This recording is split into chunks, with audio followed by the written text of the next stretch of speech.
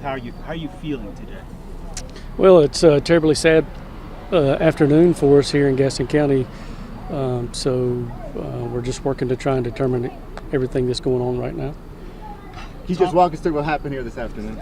So approximately 3:30 this afternoon, we received a call regarding a motor vehicle accident in the 300 block of Robinson-Clemmer Road, just outside of Dallas, North Carolina. Upon arrival, public safety determined that there were 3 decedents in the vehicle, all deceased from gunshot wounds. At this point, we are working diligently to identify the decedents and the cause or the reason or motive for why we were in this situation. Do we know anything about the vehicle they were in, where it was from, where it was heading? We have preliminary information regarding the vehicle and registered owner and information of that nature, but it's too early in the investigation to release any more details in regards to that. I understand this started out as a call for a traffic accident, is that correct? Right, it came in as a motor vehicle accident, that's correct. And the people who passed away, were they men or women? 2 men, 1 female. Chief, does it appear that the shooting took place in the vehicle, or is that still? As part of the ongoing investigation, we'll try and release that as soon as we can get further down into the investigation. I think obviously. Did someone hear the crash? I believe passerby saw the vehicle in the backyard of a residence and called someone to say there's a vehicle in your backyard, and it started from there. And was it crashed through a fence? It did travel through a fence and come to rest in a like a ditch little area. Do we know if it was under power when they got to it, if the car was still on?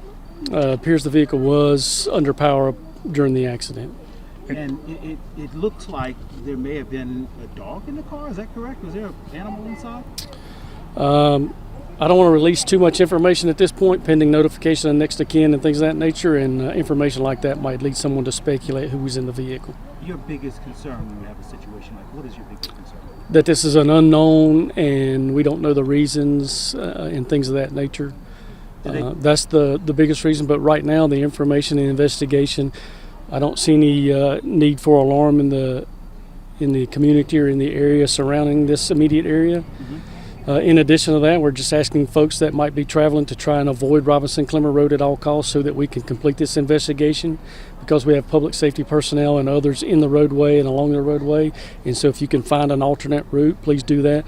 But for the neighborhood, there's no threat to the community that we're aware of at the moment. Was there a weapon found in the car by any chance? I won't release any information regarding what's in the car and any additional details to the investigation until we can get further down the road as to what we may or what might have occurred or what did occur, or if we're looking for suspects or anything of that. It's too early in the investigation to release that. So you said suspect. Are you all searching for someone? No, I said it's too early to talk about suspects or any other information. So what would you until we get further down the road in the investigation. So should people in this community, I mean, if you don't have a suspect, what do you tell people in this community then? I don't see a threat to this community, this immediate area right now, but it's early in the investigation. If that changes, we would certainly let everyone know.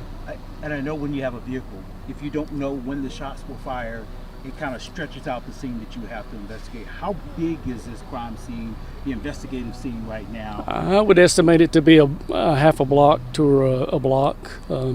And of course, we extend it out for safety reasons and other reasons, but it appears that the scene is contained to within a block to half a block. I know this is a popular cut through, so a lot of people may come through here who are strangers to the area, but it seemed like there were people hanging out near that vehicle. Are there folks in the neighborhood who may know the individuals, may know someone? We don't have any information in regards to that at the moment, but the people that are near the vehicle are still, they're a good half a block or more away, so the scene is secured. Again, it is a cut through, that's why I'm asking people to avoid the area if at all possible. That would help us out. Chief, I just want to ask you again for our viewers who are joining us now. I mean, to have 3 people dead, that's not something That's highly unusual in Gaston County to have 3 people deceased in a vehicle. That's not the cause of a motor vehicle accident. Clearly, as I said earlier, this is as a result of gunshot wounds. Highly unusual and suspect, but hopefully we can figure out exactly what occurred here within the next few hours. Can you say anything about the age of the people in the car, younger, older? No, it's too early to talk about age and race and things of that nature, just that there are 2 males and 1 female. Were they shot while sitting in the car, or were they did someone shoot at them while driving by? Is that something That's you can't that's really part of the ongoing investigation to determine exactly how they were shot, where they were shot, and things of that nature. As soon as we get that information and we're in a position to release that, we'll share that. And I know, you guys are human beings. Seeing something like this, 3 individuals in a car, shot and killed. I know it's not like having a child, but I imagine there must be some impact to you guys as well as folks who have so many questions here. Well, again, nobody wants to walk up on a scene or in a house or anywhere else and see individuals deceased. Certainly in situations like this, when people have suffered trauma, it is alarming to all of those in public safety, whether it be fire, medic, or police.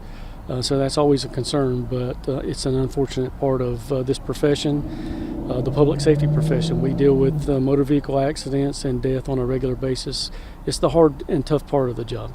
And the first person to respond, was that Highway Patrol because this is an incorporated area? Or? I'm not sure who arrived on scene first. It could have been Highway Patrol or medic that arrived first, but we can get that information for you. Next steps now, Chief.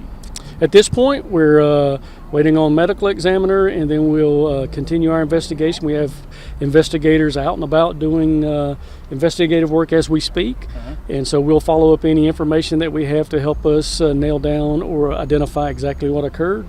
And once we're really close on that, we'll share that information. And I have to apologize. I'll blame this on old age. Did you say the car was under power? Yeah, the car was under power during the accident. And was there somebody at the driver's seat when that happened? And where were the 3 people positioned? Yeah, I think it's too early to say what's part of the investigation on that. I think I'd rather wait until we get deeper into the investigation and talk about who's in the car, where they're at in the car, and some of the other finer details that you're requesting. It's a little early for that. Was the car still running when police arrived? Yes. Thank you. Are we going to be able to get an update from you a little bit later on today? Yeah, I think within the next 2.5 to 3 hours, we'll have some more information to share. Male, 2 males, 1 female, 2 males, 1 in female. the car. That's correct. Vehicle under power.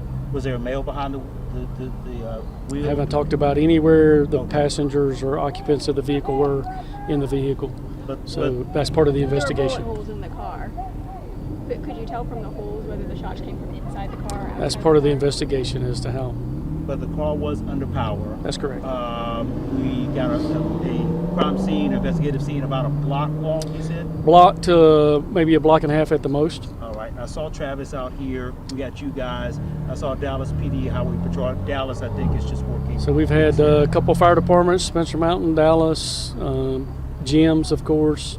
Highway Patrol was out assisting. The Sheriff's Office is out, Dallas PD, and of course Gaston County Police Department, who's handling the investigation. And any idea, I know we first got the word from somebody who saw the car, any idea how long the car has been? Probably within 5 to 15 minutes. Of when it was spotted? Yes.